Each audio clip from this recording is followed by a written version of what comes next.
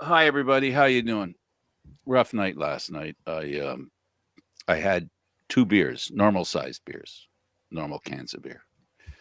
I had too much to drink. Um, I probably haven't drank that much in oh, I don't know, a year. When was the?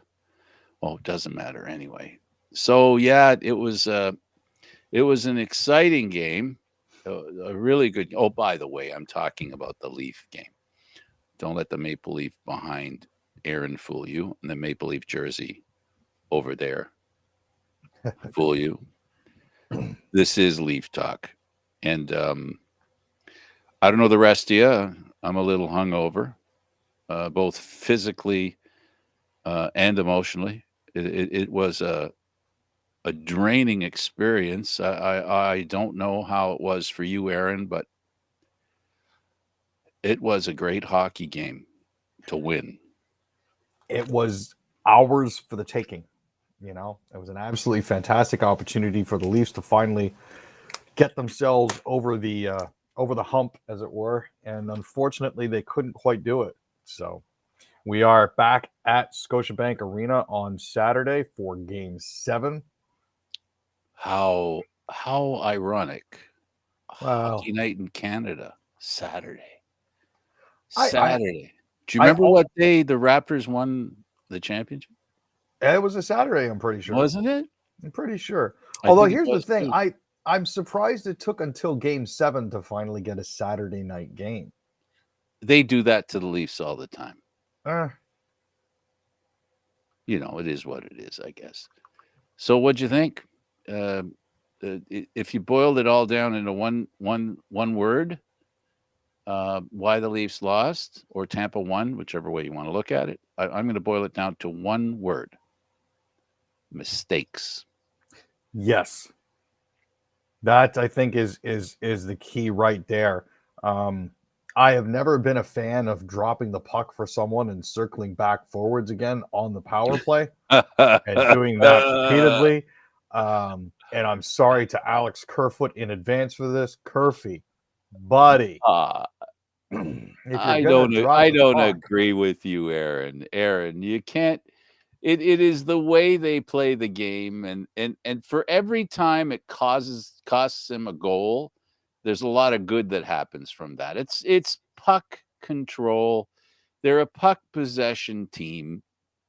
Unfortunately, the predictability, I think, is what you're talking about, and you're right about that. They've got to mask it better, and not only mask it better, they've got to message it to the teammate better. when Kerfoot's going right and Brody's going left, and the puck just sort of hangs there. It's just Well, sort of like, oh well, I'll just take timing this. was everything. Time was Oh, he was looking at Brody, and Brody was headed right for where he expected him to go, and then he did the I'm going to do the no look pass. So he did a look, and he didn't look and see that the moment he didn't look, Brody went, I'm coming this way, coming. No, I'm going to go that way. And the puck was over here instead of going this way. So, one of the yes. key components of a no look pass is the look before you don't look. That's I mean, Well, it, you it got to looks kind of look, right? Isn't the no look pass is actually just you masking, not looking? You're actually looking. It's like the no look shot, right? Please, you're looking. well, and that's the thing that people forget is these guys are human. Mistakes are going to happen like that. That's just a simple crossing of wires. Unfortunately, it led to a goal in the Tampa Oh, Bay on a, lead, on a but night, on a you night know, full of mistakes, the penalty killing coughed one up. oh, You want yeah. you want a chapter and verse on that one? You, I just no, I Sorelli, there the were two there were Italians got issues. in on that one. You noticed that, eh? There were issues with The that two game. I Italians think got top in to on it. The bottom. Leaf Italian and the Tampa Italian took advantage of. Managgia. But as it is, it comes back to Scotiabank Arena. We've been very good there. Overtime has not necessarily been good to us, but I think the intent is to make sure that we don't actually get to overtime. Um, it They had the opportunity, and again, if they lose, there is some consolation to be taken in the fact that they No, lost there to is the no prior. consolation. There Hold is no on, Frank. consolation. hold on. Zero consolation. Okay. No, There go is ahead. some Go ahead. consolation to be taken in the fact that they lost to last year's Stanley Cup champions. There is no consolation in the fact that they lost in the first round again. Now, you see, had you let me finish. Yeah, no. I let you finish. I just made you fight for it. And that's something Which the is Leafs something should the do. Leafs are going to have to do. I see we were thinking of the same there. And they really do. And you know what? Let's be real here. Another mistake. The official didn't make a call that he's required to make, which is when a player does not have his helmet on or his, whatever appropriately, then that player must leave the ice. If that player does not leave the ice, they get a penalty. Now, not only did he not get a penalty, they scored a goal while he was breaking the rules. They know that he broke the rules, and they didn't change the call, which I find ludicrous. And I'm sure eventually, if pressed, the NHL is going to say, well, it was not really one of those things where you don't want to lose a goal over it. It's like when the hockey net one comes off the post and it looks like it went in the net, so we're going to count it, even though it doesn't really look good. By the way, who was the one with the helmet off? Oh, it was Tampa. Oh, now if the Leaf player would have been in that situation, what would have been the call then? Yeah, see, that's That what you actually damn have to Gretzky wonder high about. stick. Here we go again. Here we go again. This is what we're going to talk about for the rest of our lives. For you, longer. For me, shorter. Well, I mean, let's be honest here. They may have missed that call. They also missed Killorn water skiing behind Matthews in front of the net in the overtime period. But I mean, this is nothing new. Situations like this where calls go against Toronto is absolutely nothing new. I'm going to go back 10 years for another example like this. June 7th, 2012.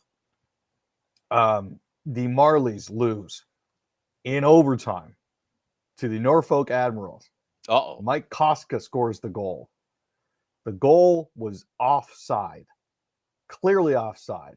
The referees on the ice missed the call completely.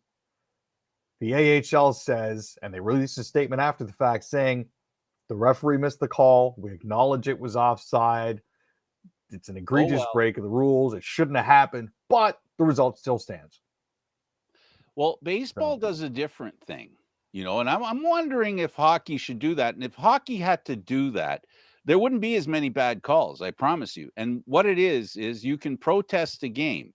Oh, you can play under protest. Yeah. That's right. You can play under protest. And if your protest succeeds, you start the game over from that point. The game doesn't count. And that's what should happen in the National Hockey League. Why? Not so that the Leafs get another chance to win. I mean, they deserved a better chance to win, obviously. But to put pressure on the referees in the league to do a better job of officiating. Nothing improves officiating more than accountability for stupidity by the striped shirts. The three blind mice thing and all that kind of stuff. It's earned under these circumstances. They look like buffoons, and it's just the way it is. I mean, the guy has his strap off. He's not supposed to do that. A guy is how many holding the stick penalties have you seen Tampa get? None. Exactly. And how many none. holding the sticks have you seen? It's lot. not a penalty on Tampa. You can hold the Leaf stick. It's okay. Here's the other thing that I find interesting. First 5 games of the series, and I know I sound like a tinfoil hat conspiracy theorist. Y'all can thank me for your stocks and Rio Alcan going up. But I find it interesting that in Game 6, which is a potentially series-deciding game, all of a sudden, the referees swallow the whistle. I'm okay with swallowing the whistle if they swallowed it, but it seems like they regurgitate whenever they see a Leaf do something. Last night, there were so many times they changed the rules. A slash, okay, I get it. Put the whistle away, but why does it always get brought back up? The only penalties that Tampa got, and over this series, have been penalties they can't deny. Shooting it over the glass, you can't not call that. Like the stuff that they've had called against them is stuff that the league can't not call. They have to call it. They have no choice, because then that's over the, that's beyond the pale. Yeah. Yeah, no, you know what? I'm taking the side of the Leaf fans here, because I love Toronto. I love Canada. When it comes to Canadian hockey teams in the National Hockey League, I think they get jobbed regularly. Lately, it's been getting better for them. Canadian teams, for the longest time, star players wouldn't play in Canada because of the money, and wouldn't play because of the pressure. And they ended up with a couple of really good players. For the longest time, all the captains of the Canadian teams were from Sweden. They weren't even Canadian. Check, folks. Check what I'm saying. Why is that? Why is it all that time? And, now it's changed a little bit, where I think Canadian hockey players know how jobbed the Canadian teams are. And they also know that if they could actually win a championship in Canada, they would become Canadian folk heroes immediately, because of the lack of championships here. So it's acceptable in some players' minds that if they don't win the cup, it's not a big deal, because they're used to it. It's okay now. But no, I'm totally on Canada's side when it comes to the National Hockey League. I believe Gary Bettman hates the Canadian teams. I think he plots against them. I think at night he can't figure out a better way. Well, let's see. Hang on a second. Boston's playing Toronto in the playoffs on a Saturday. Toronto's the home team. Okay, let's play it in Boston time. We'll play it Saturday afternoon, because that's what Boston likes. That's the kind of stuff that I'm joking. I'm tongue in cheek, but I'd like to throw in a couple of things that make you go, what? Like, Toronto's the home team, and the National Hockey League decides to play the game in the afternoon, something that Boston's accustomed to. In other words, giving Boston an advantage. That was the series where the Leafs were ahead 4-1. They pulled that on them. Things like that, I find tip the hand. So, tongue in cheek, the National Hockey League is the greatest sports league, the best officials ever created. Ownership is amazing.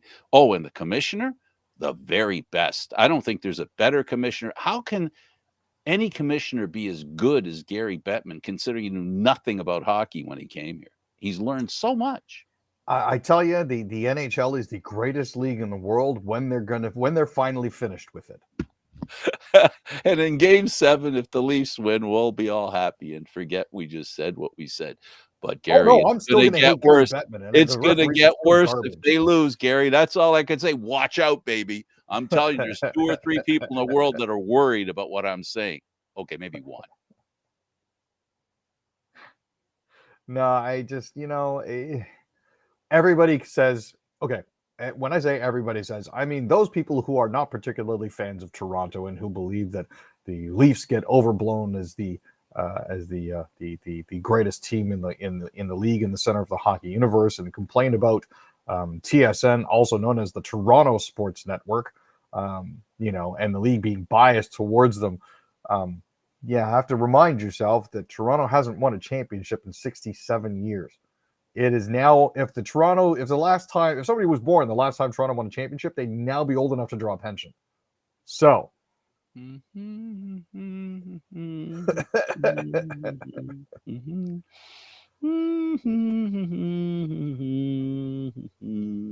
Thank goodness you can't see my eyes, because I'm being cross-eyed at this point, because I'm very cross with you. In all, we're serious here. I really don't think Canadian teams historically have gotten a fair shake from the National Hockey League. And by the National Hockey League, I don't just mean Gary Bettman. Forget the personal stuff. I don't just mean the way they legislate, the way they do rules. It's something that it's just built into the system. It's been built into the system for years. The pressure to play in Canadian cities, Aaron, on average, higher or lower than in the U.S.? I think because people constantly claim hockey as the national sport, there is more scrutiny, certainly, of players in Canadian cities in general. But we are a hockey-centric nation. That's the very I nature think of the beast. I think it's a fact that Yeah. that as a community, as a country, which includes all the cities that play in the National Hockey League, the largest majority of Canadians drool over winning Montreal, Quebec. They care about lacrosse. They don't even have a lacrosse team. Do they care about baseball? They don't have a baseball team. Do they care about the NFL? They don't have an NFL team. They have their MLS team. They have their junior teams. Their college football teams, the CFL. They have all those, but none of them come close to the Montreal Canadiens and hockey. Let me see now. Something recently happened that establishes the magnitude of hockey in Quebec. Oh yeah, Guy Lafleur passes away, and he lies in state national. The government of Canada said this is a monumental moment. He's lying in state. That's Well, how important. Can you see a lacrosse player getting that kind of fete? not necessarily. I mean, one of the other reasons is that he's also lying in state is because he was also a colonel, Ah, voluntary, but he does get a state funeral and a flyover because of that.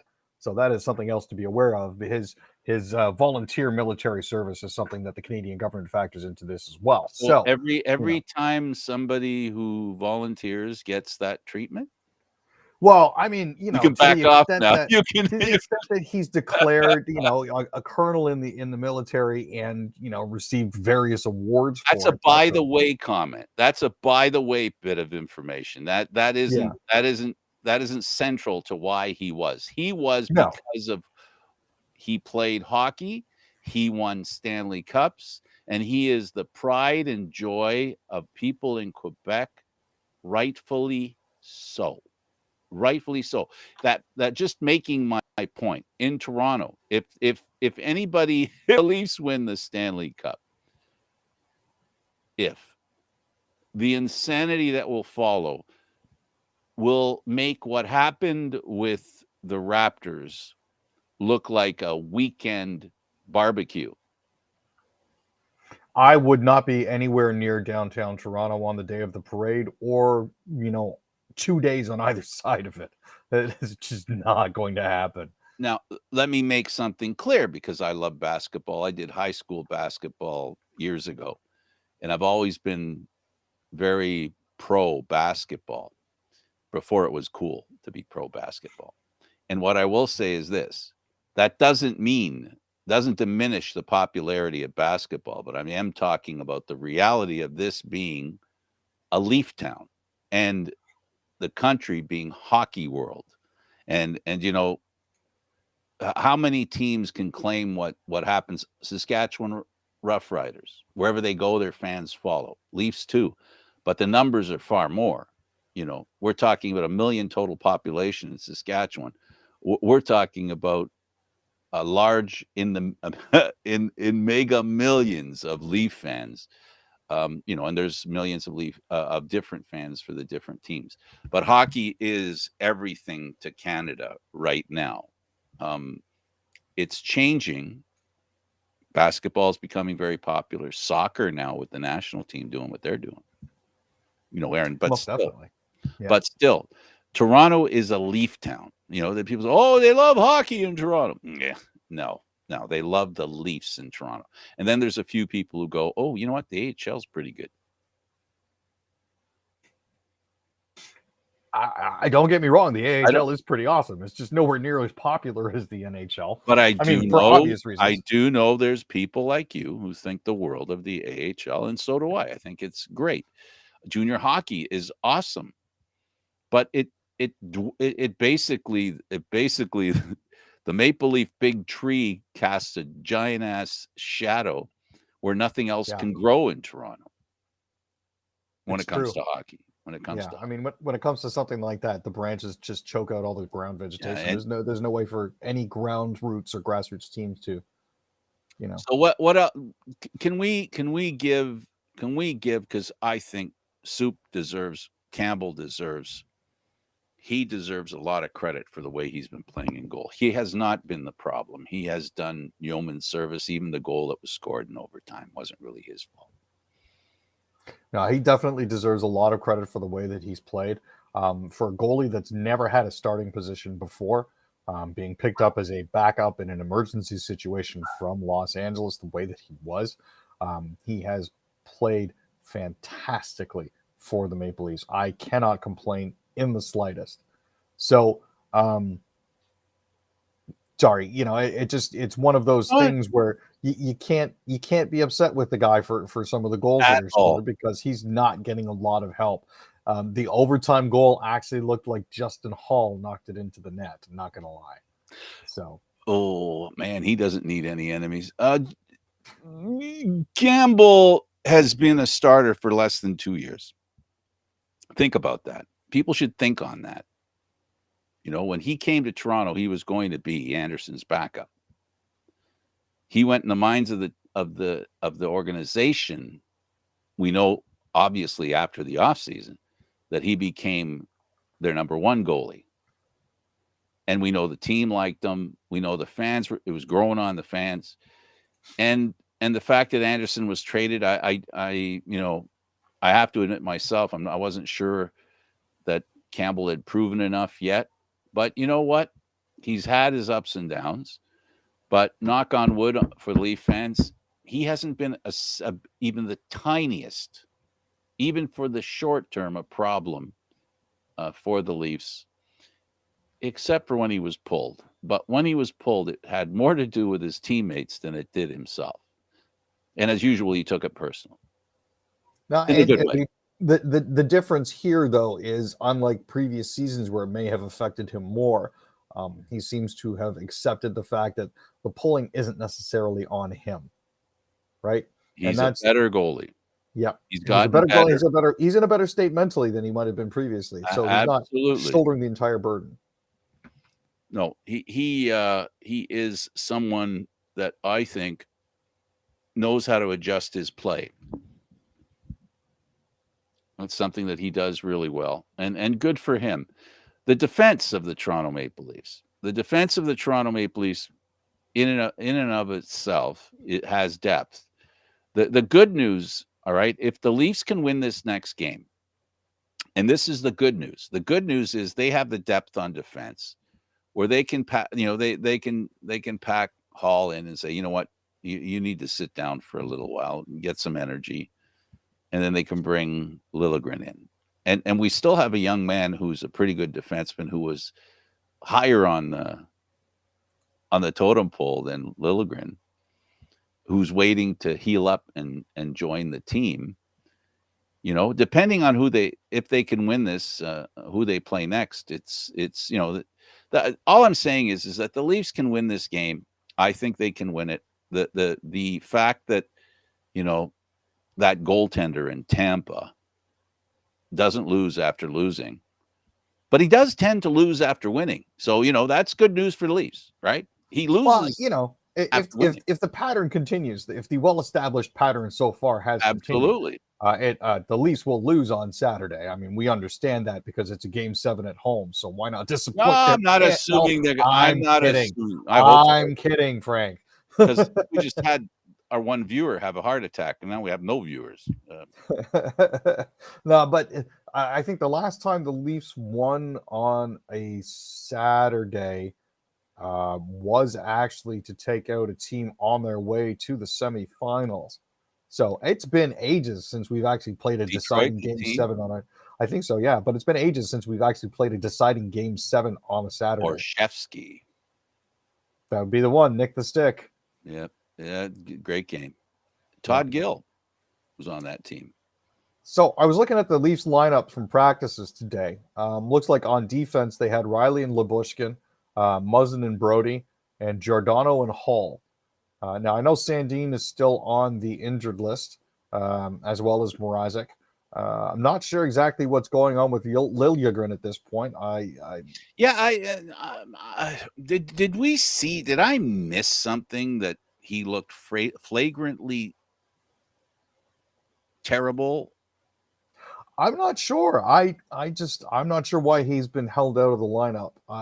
I've been looking around to try to see if there's any comments from Keefe or any of the other coaching staff about it, but so far have found nada. So as to why he's not playing, there may be something else going on, but I'm not sure exactly why he's been held out of the lineup so far.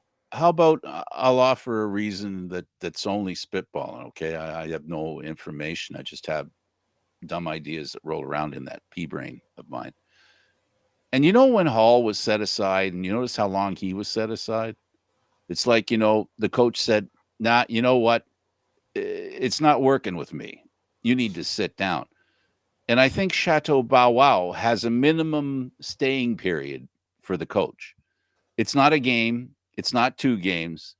It's as many as 3, 4, and maybe 5 games where if you get to the point where the coach is dissatisfied with the way you're playing, he will teach you a lesson. And by teach you a lesson, I mean the only thing that coaches can do that carries any weight, that makes players notice, is ice time. And should I say, the lack thereof. Yeah, I just I'm not sure if some players have a particularly short shelf life when it comes to Keefe. I know that he leans heavily on Hall, despite his defensive warts, because he won a Calder Cup with him back in 2018. But this is just, at this point, continuing to play Hall and keeping Liljegren out of the lineup is borderline insane to me. Well, you know that he's not afraid to make you sit. Yep. Keith is not one of these coaches that doesn't that worries about what people think. No, He's not he one of very those much marches guys. to the beat of He's his own drummer. he's not one of those guys because he's the guy who says, Nylander, I'm going to move you down to the 4th line. I don't like the way you're playing. So you're going to the 4th line. But wait, I'm a start. No, you're going to the 4th line. And you're going to stay there until you show me that you're going to change what you're doing that I don't like. And we know what it is that the coach doesn't like because most people don't like, what Nylander does sometimes. It's his lack of intensity. It's his lack of attention to detail defensively. His inability to end a shift in a hurry, give the player that he's asking to relieve him to have as much time as possible to set up in the defensive zone, that kind of thing. It's basically an attitude thing. But they used to say, and in defense of Nylander, because I've grown to like him because he does eventually show up. And he needs to show up again. They talk about big players who look like they're not trying. He's not a big player. He looks like he's not trying, but I think he has this attitude, right? I think he's more concerned sometimes with the flow of his hair. And he's distracted by what it looks like he's doing. His grasp on reality isn't always 100%. As proof, I will say that he sat in a press conference and somebody told him, "Congratulations on getting your 30th goal." He goes, "Didn't I get that already?" You can hear the breeze humming through his head at that point. But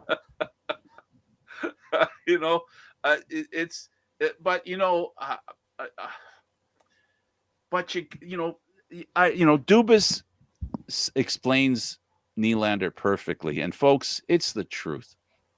Nylander is frustrating, and as Dubas says, and he's right, he's frustrating as heck, and then he turns around and does something no one else in the world can do. Yeah.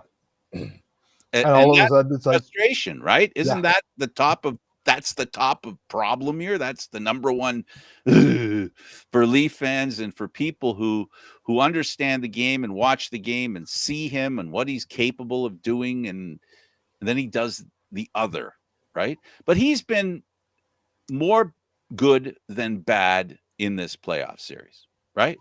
No, he certainly has. I mean, and like last year when he was one of the only Leafs that was actually scoring, here he's part of a more balanced attack. Tavares had a breakout game with 2 goals.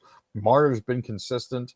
You know, the big players that they need to score goals, with the exception of Matthews, who puzzlingly has gone dry since the first game at least. You know, they're at least they're starting to contribute a little bit more, and this is important.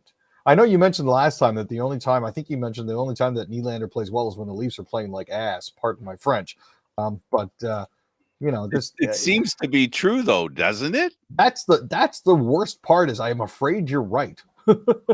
It's and you know it's because he gets center stage. I think, this is my chance to be the best player on the team.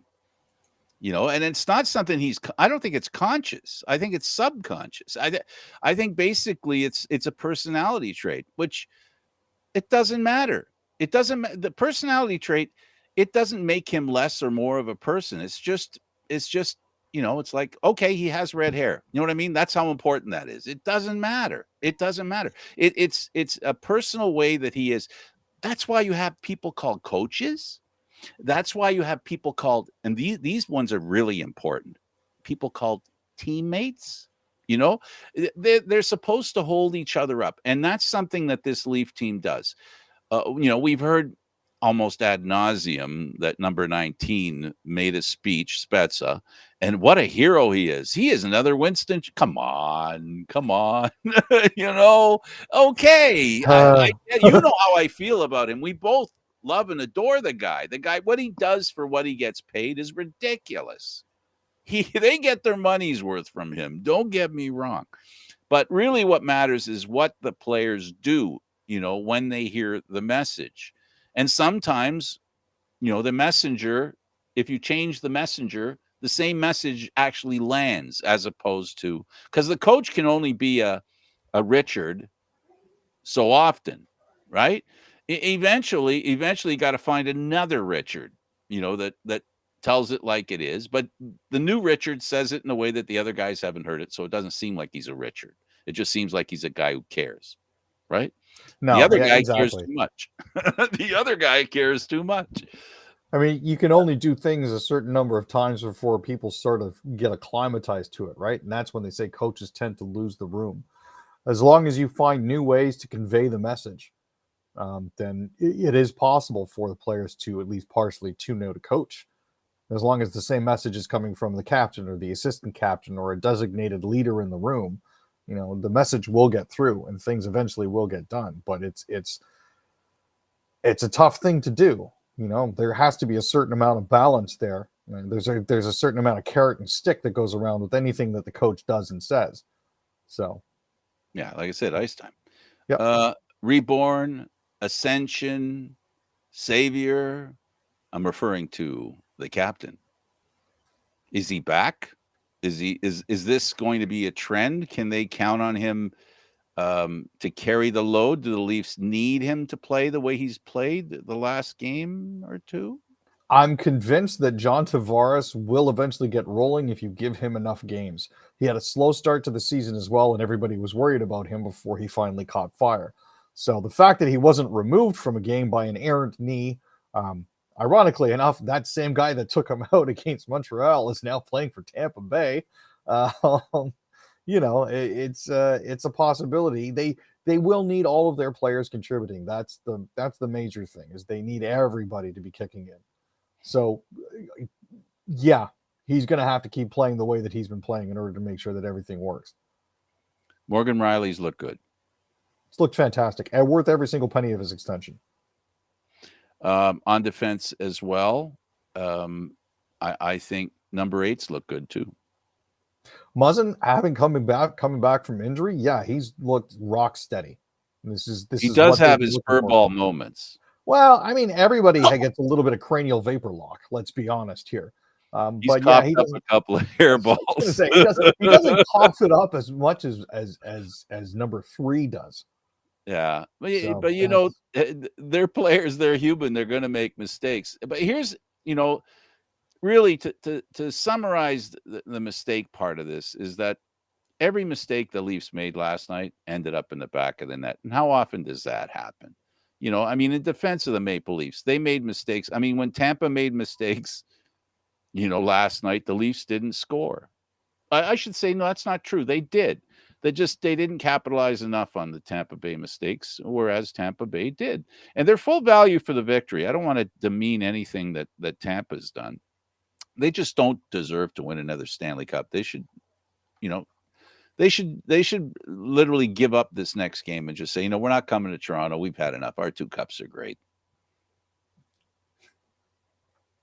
No, Uh, no, I doesn't I fly. I can tell you're trying very hard to keep a straight face there, Frank, and it's a good thing you've got the sunglasses on to hide the wrinkles around your eyes when you're chuckling internally. Um, I mean, we all know that Tampa Bay is going to try for a three-peat. It is what they do. It's That only the team, first round. and that team is built for the playoffs. Let's be honest. I mean, sure, they may have had their struggles in getting in and closing out the season and what have you, but this team is built to go in the playoffs. So we're seeing that. What do the Leafs have to do to be the team that's built to go? I'm going to sit back here and I want to hear from you. I want to hear They're your going to have to beat conversation the on Tampa Bay Lightning in the dressing room with a lead pipe before the game to make sure that they can win. and if No, that I doesn't mean, work, a candlestick. well, that in the library. I prefer in the kitchen because that's a Conn Smythe term, right? If you can't beat them in the alley, then you have to beat them. No, if you can't beat them in the kitchen, you got to beat them in the alley. Yeah.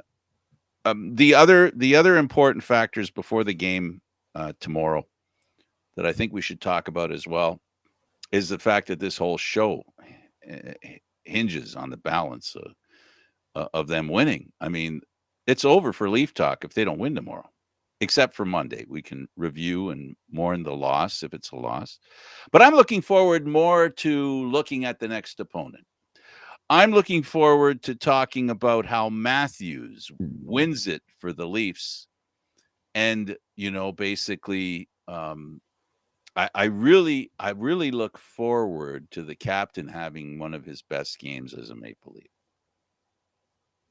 That is, something that we're all hoping for. Obviously, at this point, we're hoping that the jam jams. We're hoping the jelly gels. We're hoping that the cake doesn't fall.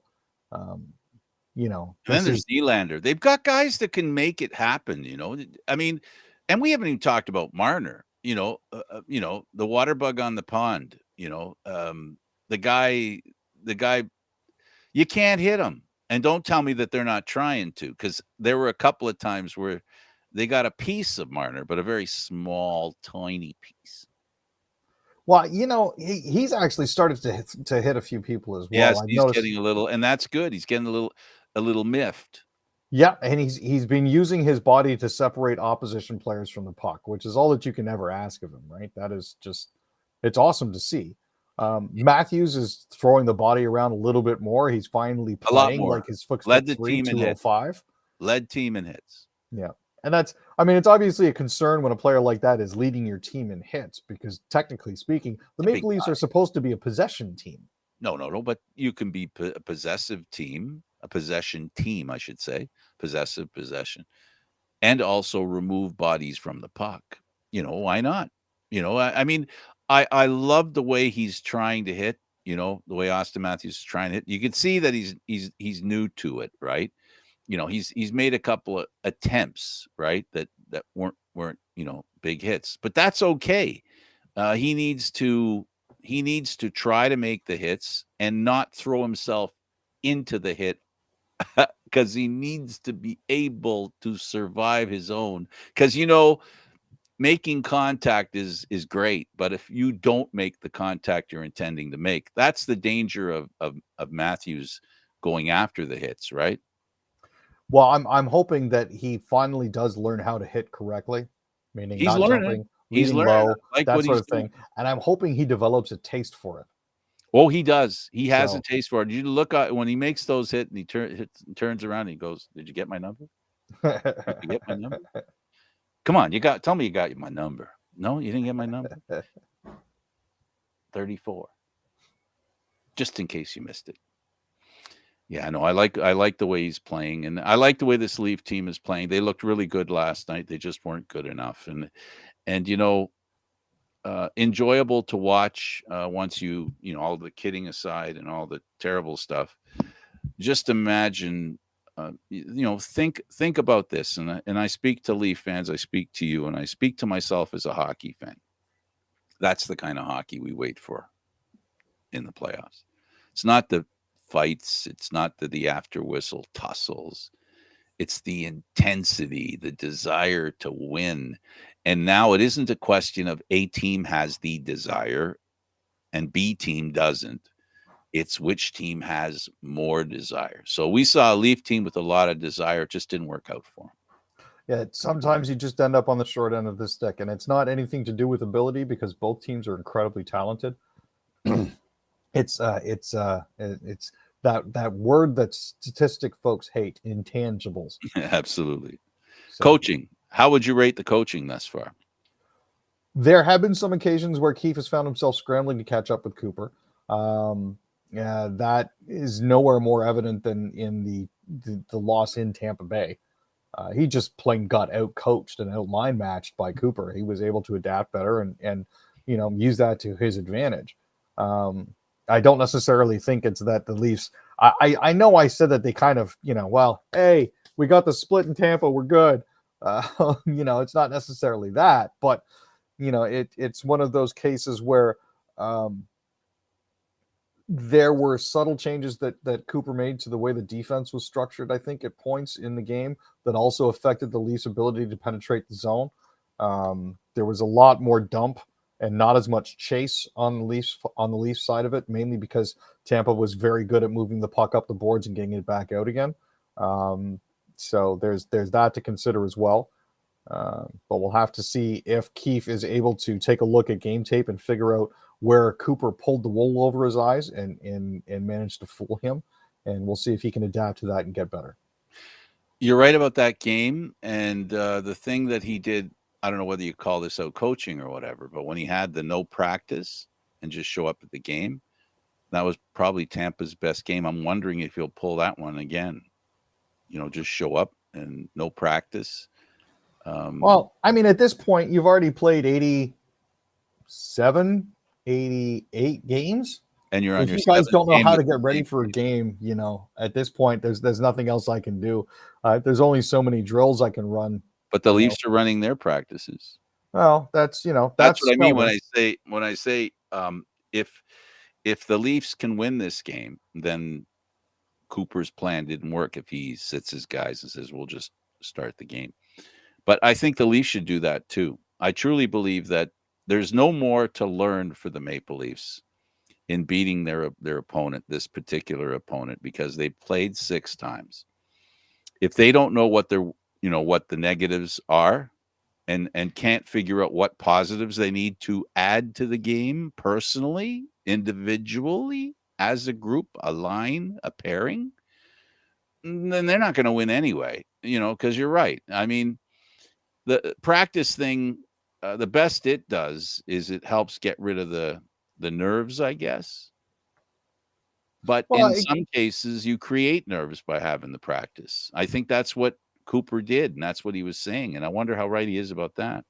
Well, I mean, if you have a particularly bad practice, like if you're missing passes, you're not making a lot of saves, or you're blowing plays and missing assignments on stuff that normally you click with, then that can cause a certain amount of anxiety and trepidation. If I screw it up in practice, what are the odds that I'm actually going to screw it up during the game?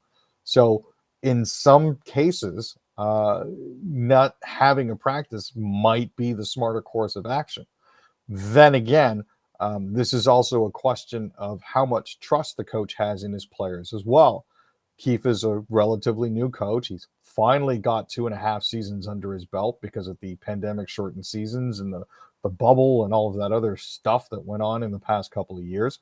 The question is, does he trust this Leafs team enough to get the job done without having to have a practice to go over video and, touch up on the last minute things that these guys should already be doing? So that's the other thing to consider here. If he couldn't make his point in the first 6 games, I think Yeah, seventh game, to me, the seventh game in Stanley Cup playoffs is the game that um is the game that every hockey player dreams about. It's the game that Aaron, you, me, when we're kids, were what are we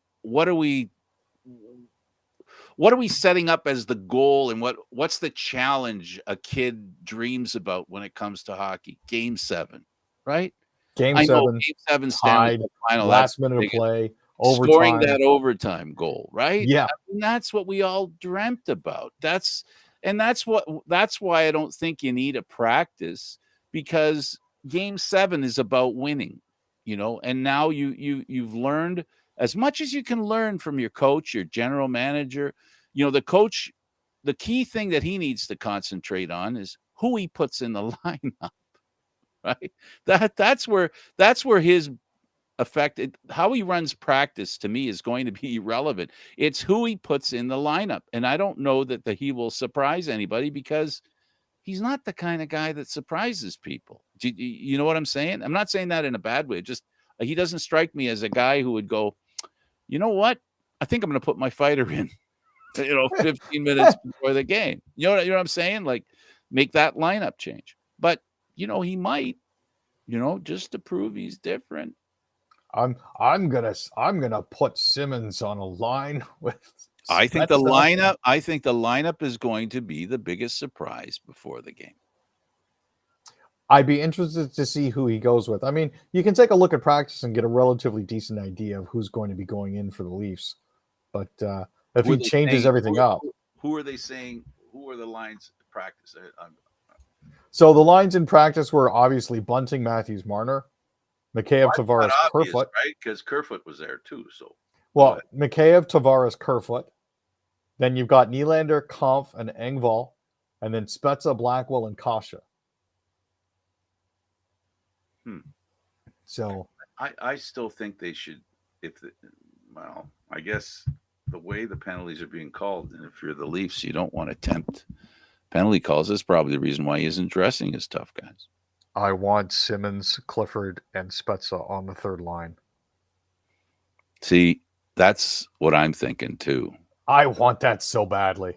You know what? If you win, it's gonna be your top 6 that are gonna be bringing the game home for you. If you lose, You get the last change. yeah.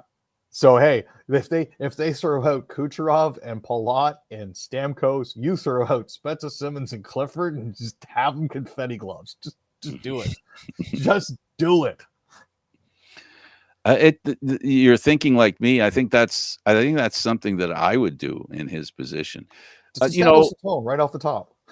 We're going, boys. Well, the physical play that the Leafs brought in game 1 was the biggest reason why, they succeeded. And the reason I say it's the reason they succeeded is because when they get those kinds of penalties, the penalty killing is a lot sharper, and the power play is a little angrier.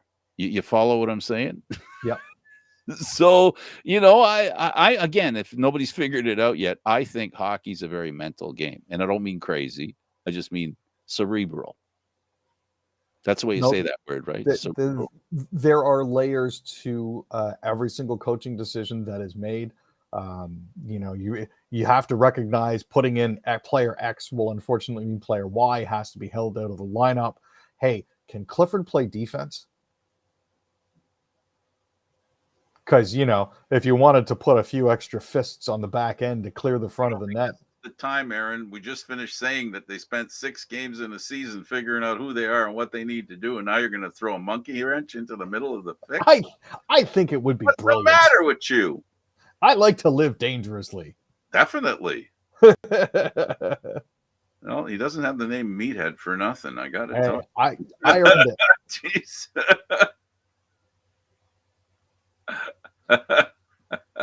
That was a head shaker, buddy. But you know what? If they did it in one, I'd have to say, well, Aaron, you had it right. I had maybe I got something here. No, I don't necessarily think I have a future coaching in hockey. I just think it's going to happen. No, it won't. I don't think it's going to happen. But what should happen is, Leaf fans will be glued to their seats, their TVs. There was there were more people at Maple Leaf Square to be expected. Game 7, hopefully for Leaf fans, Toronto sports fans, Toronto Maple Leaf hockey fans, Aaron, and others that love the Toronto Maple Leafs to death, that you get at least the satisfaction of winning the first round. Me, I'm going to enjoy covering it. So, yeah, I'm pulling for the Leafs too, because I don't want to talk about the Bruins. Well, And I they don't still want have to beat Carolina. So, and I don't want to talk about Montreal. They're easy to talk about. Oh, they're World Day Stanley Cup champion. Well, not in the last 20 years, though. I wouldn't mind talking about Edmonton, Calgary. I love Calgary. I think we haven't said a word about them. They're ahead in their series. Edmonton, Calgary like Toronto, but Calgary's done it where they sit right now. They're on a roll. Calgary. Now, I had the opportunity to speak with a Dallas Stars fan who didn't hold out high hopes for the series. Calgary is currently up 3-2. He fully expects them to close it out in 6. He's been following the Stars since they moved there, so he kind of is up on the ins and outs of the game. And yeah, he's not convinced that the Stars have what it takes to beat Calgary. The problem is they're both two low-scoring, defensively oriented teams. Yeah, but one of them knows how to do that really well. Yeah. So there's that part of it. Edmonton has been making things interesting against the Kings. So after having Kane score twice to help the Kings win, they're now finding themselves in a game 7, which is again their Achilles heel as much as it is ours. We don't neither of these teams seem to have much luck when it comes to overtime. So And goaltending there is an issue. It's been an issue here, not as much in this playoff series, one game. But no, that's goaltending. True, goaltending. Markstrom hasn't been that stupendous either. He's not been as good as I think he can be. No. So he's got a good game in his future, I think. He definitely does, but I'm more concerned with Edmonton at this point, and Mike Smith is basically in the last minute of his career. So, he's really got to get something done as a 40-year-old. He's been playing spectacularly, but in the short amount of time that he has left, I don't know if he can pull it off. Well, I hope he does. Because I'm looking forward to the Battle of Alberta. The only thing better than the Battle of Alberta was a revisiting of last year's first round for Toronto. Yeah, no, I'm going to have to kind of agree with you on that one. So it's great for hockey fans and Alberta hockey fans. That'd be just awesome, that series. And you would be having Smash Mouth meets Goal Scorer. Edmonton. Well, I'm definitely looking forward to that. We'll have to see how it all pans out. Not talk about it on Monday. Turns out. Oh, and yesterday, only a few seconds. And yesterday, both McDavid, and Draisaitl were hurt in the game. I hope they're okay. They should be. That's scary. That's scary stuff. That really is scary stuff. Well, hopefully they'll be good to go come the next game. So, yeah, absolutely. We hope, right? Yep. Okay. You know what? I'm tired. I don't want to do the close. You can watch this stuff on Spanglish Nose Road. This has been Leaf Talk. Really tired. Long day last night. Long day. Good luck, Leaf fans. Hope you get your wish, and we get to keep doing Leaf Talk because it's a lot of fun doing this with Aaron. I always appreciate your contribution. Appreciate that, Frank. Thanks, buddy.